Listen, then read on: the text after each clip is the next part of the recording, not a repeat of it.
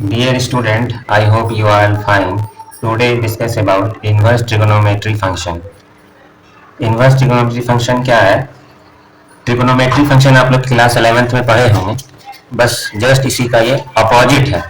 It means जैसे कि हम लोग लिखते थे साइन 45 डिग्री का वैल्यू 1/√2. तो अगर हम साइन को इस साइड लाएंगे तो डिवाइड हो जाएगा 45 डिग्री इक्वल टू 1/sin√2. तो साइन को हम ऊपर करेंगे तो साइन इनवर्स हो जाएगा 1/√2.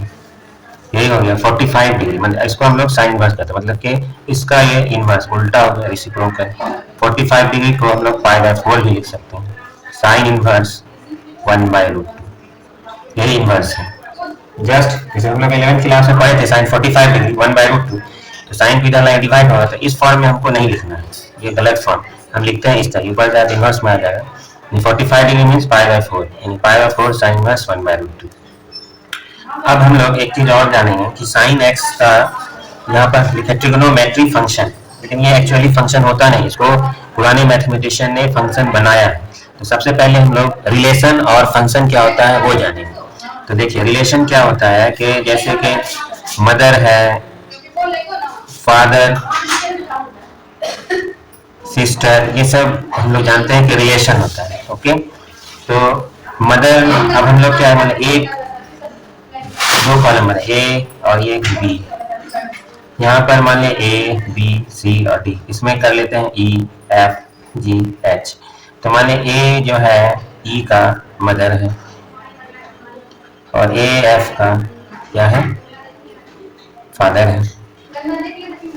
बी जो है इसका सिस्टर है, सी है इसका ब्रदर.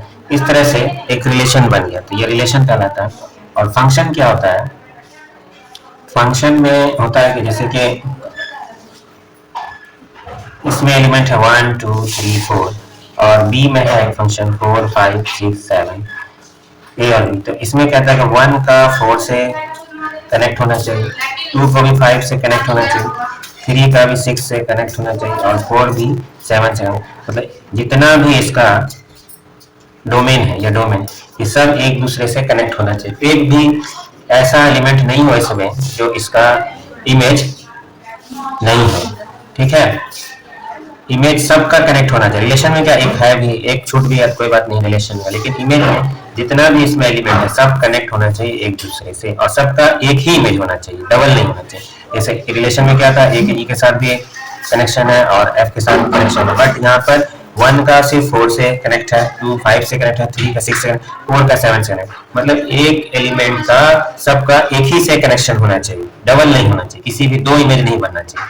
ये हमारा डोमेन कहलाता है और ये हमारा रेंज कहलाता है. ओके, ये डोमेन हो गया, रेंज मतलब फंक्शन हुआ कि each element connected one image, only one image, मतलब एक एलिमेंट एक ही इमेज बनाएगा. इसमें रिलेशन में दो इमेज बना सकते हैं और इसका पूरा एलिमेंट का इमेज होना चाहिए, एक भी इसमें खाली नहीं होना चाहिए. इसको हम लोग फंक्शन कहते हैं. अब हम लोग साइन एक्स ट्रिगोनोमेट्री फंक्शन देखते हैं. साइन एक्स, तो साइन एक्स का जो ग्राफ होता है ये आप पहले देख लीजिए. इसका इस टाइप से ग्राफ होता है साइन एक्स का. ये एक्स एक्सिस हो गया और ये वाई एक्सिस हो गया. अब यहाँ पे ये 0 हो गया, ये x है, ये x डैश हो गया, ये y है, y डैश. इसका ग्राफ कुछ साइन का इस तरह से होता है. ये फिर ये नीचे, फिर ये इस तरह से. ये हमारा 0 डिग्री हो गया.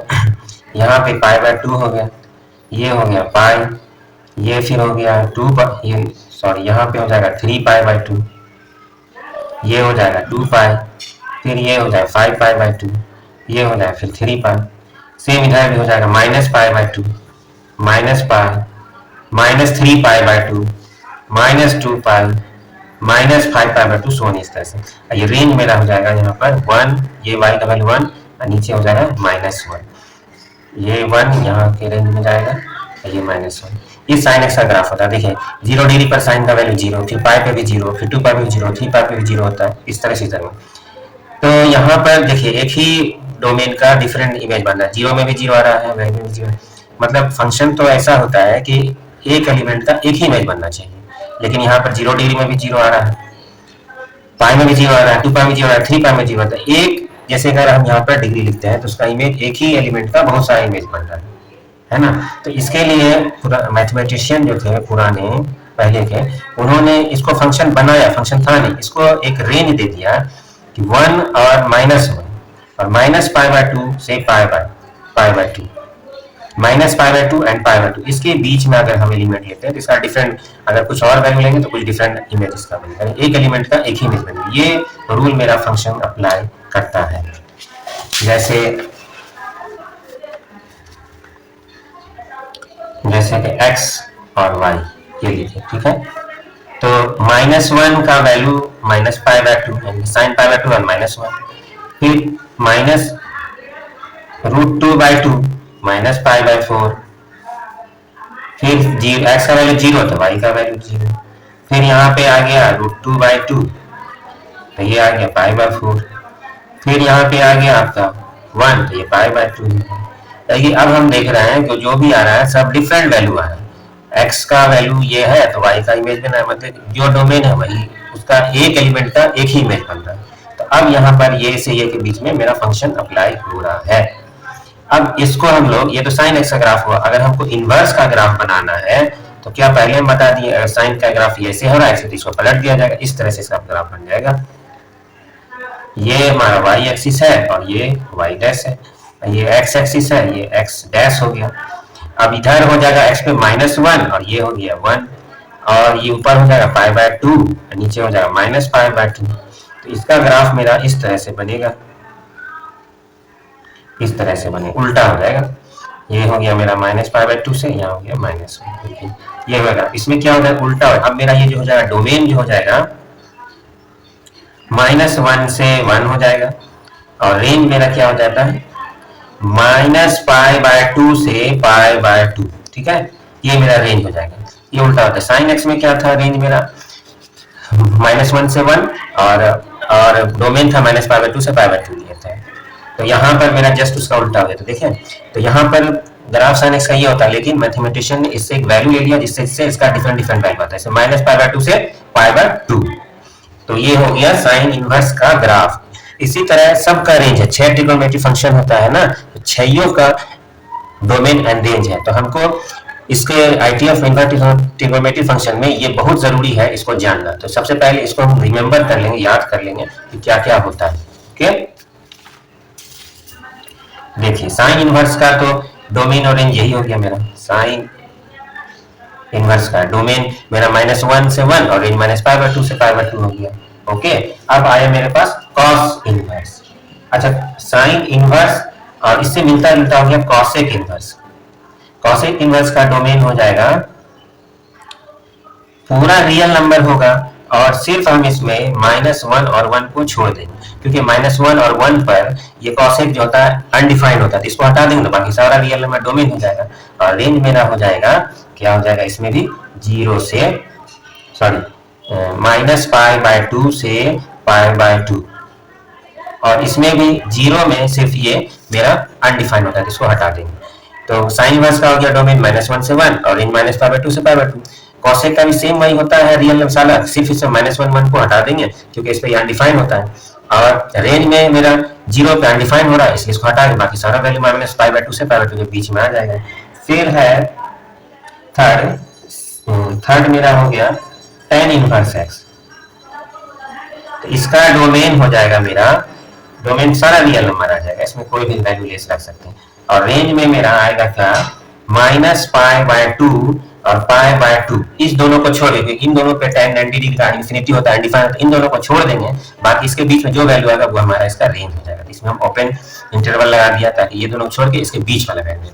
ओके, ये तीन एक ग्रुप में हो गया, ये याद करने के लिए आसानी हो जाए। साइन, कॉसेक और टेन एक जैसा हो गया इसका रेंज, इसलिए इसको हम अलग ग्रुप में रखें। फिर एक तीन ग्रुप को अलग में रखते हैं, कॉस इनवर्स एक्स, इसका मेरा डोमेन हो गया सेम वही -1 से 1 और रेंज मेरा हो जाएगा 0 से पाई, यानी 0 से पाई डिग्री के बीच में कोई भी वैल्यू इसका आ सकता है, कॉस इनवर्स का रेंज।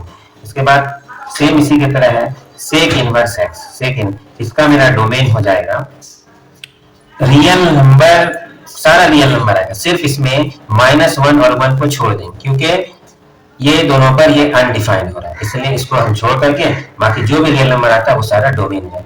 रेंज में मेरा क्या आएगा, वही 0 से पाई आएगा जो कॉस का, लेकिन इसमें -π/2 जो है अनडिफाइंड कर रहा है, इसलिए इसको हम माइनस कर दी, इसको निकाल के बाकी जो भी आ रहा है इसके वैल्यू में वो सारा इसका रेंज होगा। अब एक और बच गया है cot inverse. Cot inverse x का भी डोमेन क्या हो जाएगा, आर मतलब रियल नंबर, कोई भी रियल नंबर ले सकते हैं, और इसका रेंज होता है 0 से पाई। इट मींस ओपन इंटरवल, यानी कि 0 और पाई को छोड़ करके इसके बीच वाला जो आएगा वो वैल्यू होगा इसका रेंज। ओके, तो ये तीन एक तरह का होगा, याद करने के लिए आपको आसानी होगा, कॉस सेक कॉट और साइन कॉसेक और टेन, ये तीनों एक तरह से। इसको आप मस्ट रिमेंबर है, याद कर लीजिएगा, क्योंकि इससे ऑब्जेक्टिव क्वेश्चन भी एक दो फॉर्मूला से पूछ सकता है, साइन इनवर्स या कॉस इनवर्स का रेंज क्या है, या इंजीनियरिंग में भी रेंज और रेंज डोमेन का बहुत इंपॉर्टेंट रोल है मैथ को सॉल्व करने में। ऐसे हमारे बुक में अभी जो है क्वेश्चन जो सॉल्व करेंगे सिर्फ रेंज से मतलब है, ओनली रेंज। रेंज को हम लोग प्रिंसिपल वैल्यू ब्रांच भी बोलते हैं, रेंज को हम लोग क्या बोलते हैं, प्रिंसिपल वैल्यू ब्रांच भी इसको बोलते हैं। ओके, रेंज को हम लोग प्रिंसिपल वैल्यू ब्रांच भी बोलते हैं। अब हम आईटीएफ समझ ही गए होंगे कि आईटीएफ इंटीग्रल फंक्शन क्या है, ये तो फंक्शन नहीं, इसको बनाया गया फंक्शन। इसका आपको डोमेन और रेंज में डोमेन याद करना जरूरी नहीं है, लेकिन रेंज हमको याद रखना बहुत जरूरी है। अब हम इसमें कुछ एक दो क्वेश्चन सॉल्व करके आपको बताते हैं, जिससे आपका और भी कंसेप्ट क्लियर हो जाए।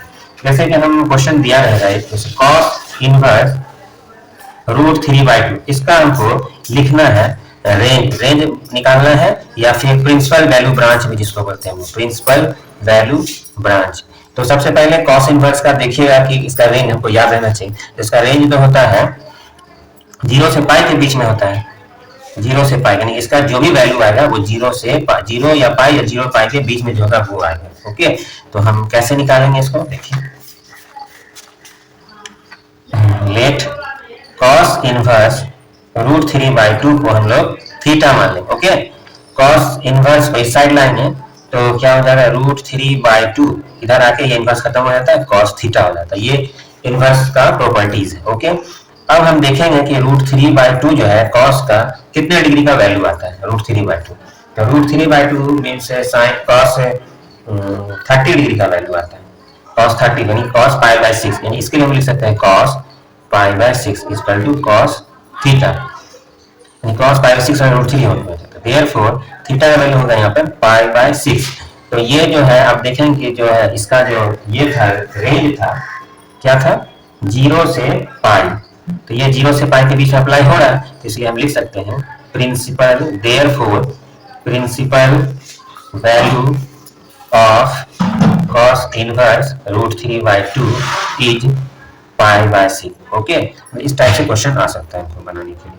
और भी एक क्वेश्चन हम लोग सॉल्व करते हैं, देखते हैं कि क्या होता है। ओके, एक और सॉल्व करते हैं, दूसरा क्वेश्चन हम ले लेते हैं। Next question, tan inverse tan 9/8, 9π/8। अब देखिए ऐसा मत कर दिए, यहाँ पर tan इनवर्स tan कैंसिल हो गया, 9π/8। तो देखिए tan का जो रेंज होता है वो आपको क्या है पता है, ये tan का रेंज होता है मेरा, जहाँ थीटा बिलोंग्स होना चाहिए -π/2 से π/2 के बीच में, यानी कि -π/2 और π/2 छोड़ करके इसके बीच में जो वैल्यू आएगा वही इसका होगा। ओके, तो यहाँ पर मेरा अगर हम ये ऐसे डायरेक्ट कर देते हैं तो ये 9π/8 होगा, जो इसके रेंज नहीं है, तो इसको हम लोग सॉल्व करेंगे। क्या करेंगे, सॉल्व। इसको हम ऐसे लिख सकते हैं, tan इनवर्स tan 9π/8 को हम लोग इस तरह से लिख सकते हैं, पाई प्लस π/8, पाई प्लस π/8। अब यहाँ पर tan inverse tan pi plus π/8, tan pi plus π/8 के हम लिख सकते हैं tan π/8। ये हम लोग क्लास 11th में इस टाइप का क्वेश्चन सॉल्व कर चुके हैं। अगर आपको ये समझ में नहीं आया है कि tan पाई प्लस π/8 कैसे आएगा, इसको हम लोग कमेंट बॉक्स में लिखिए, हम आपको समझा देंगे कैसे होता है। ऐसे हम ऐसे शॉर्टली बता दे रहे हैं, 90 × 2 180 हुआ, 2 मतलब चेंज नहीं होता है, 10 ही रहता है, और 2 + 1 थर्ड क्वाड्रेंट में 10 पॉजिटिव होता है, इसलिए tan पाई प्लस 8। ओके, अब यहाँ पर हम लोग tan inverse tan π/8, tan inverse 10 में कैंसिल हो जाएगा, तो लिख देंगे π/8। अब मेरा ये जो है π/8 इसके रेंज में आ रहा है, किसके, -π/2 से π/8 के बीच में ये आ जाएगा रेंज।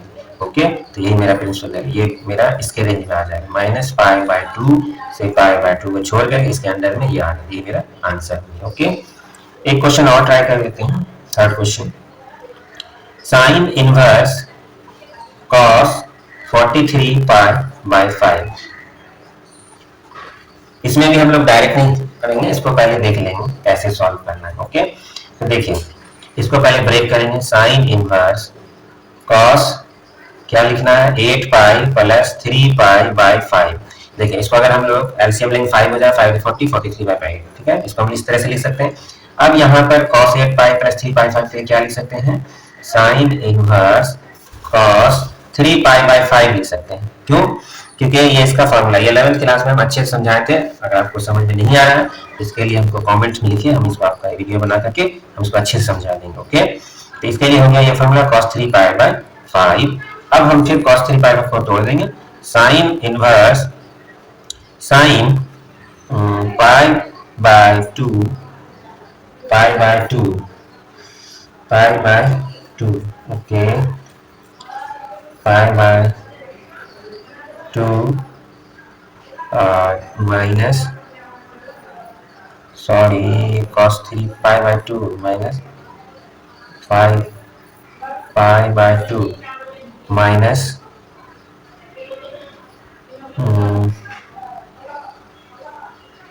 5 बाय 10।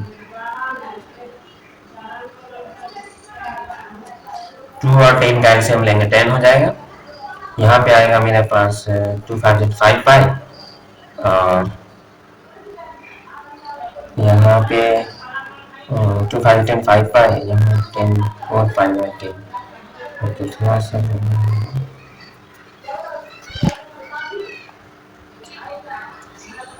सॉरी यहाँ मिस्टेक हो गया। यहाँ पर है cos 3 पाई बाय, इसके लिए हम लिख सकते हैं cos 3 पाई बाय 5।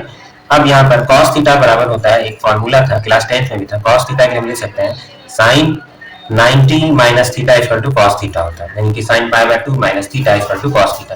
तो यहाँ पर 90 के लिए हम पाई बाय 2 लिखे, थीटा के लिए यहाँ पर 3 पाई बाय 5 हो जाएगा, 3 पाई बाय 5, यानी sine pi by 2 minus theta equal to cos theta, sine pi by 2 minus theta equal to cos theta. तो अब हम इसके लिए ये लिख सकते हैं। ओके, अब है यहाँ पर साइन इनवर्स साइन, इसका एलसीएम लेंगे 10 हो जाएगा, 5 पाई माइनस 3 2 6 पाई। अब साइन इनवर्स साइन 6 पाई 5 गया minus pi by 10, sign inverse sign cancel हो गया, बच गया मेरे पास माइनस पाई बाय 10। अब ये देखते हैं रेंज में आ रहा है कि नहीं, पाई बाय 10।